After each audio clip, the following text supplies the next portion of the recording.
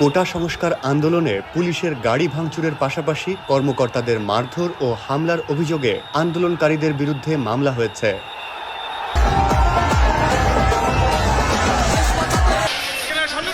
এবার ডক্টর ইউনূসের পদত্যাগের এক দফা দাবি নিয়ে আবারও রাজপথে নেমেছেন সাধারণ জনগণ। ডক্টর ইউনূস অন্তর্বর্তী সরকার হিসেবে দায়িত্ব পাওয়ার পর থেকে শিক্ষার্থীদের বিভিন্ন দাবি পূরণ না করতে পারাতে শিক্ষার্থীরা খণ্ড খণ্ড আকারে বিভক্ত হয়েছে এবং দীর্ঘ 5 মাস তারা এক খণ্ড খণ্ড আকারে মিছিল করেছে। কিন্তু এবার সেই খণ্ড খণ্ড দলগুলো একত্রিত হয়ে এক দফা দাবি ডক্টর ইউনূসের পদত্যাগের দাবিতে চলে গিয়েছে। শুধু শিক্ষার্থীরা নয়, শিক্ষার্থীদের সাথে এবার যোগ দিয়েছেন বাংলাদেশে থাকা শ্রমজীবী লোকেরা। পোশাক শিল্প শ্রমিকদের ওপর নির্যাতনের কোনো ব্যবস্থা না নেয় এবং দ্রব্যমূল্যের অর্ধগতি থাকায় সেসব শ্রমজীবী লোকেরাও শিক্ষার্থীদের সাথে যোগ দিয়েছে।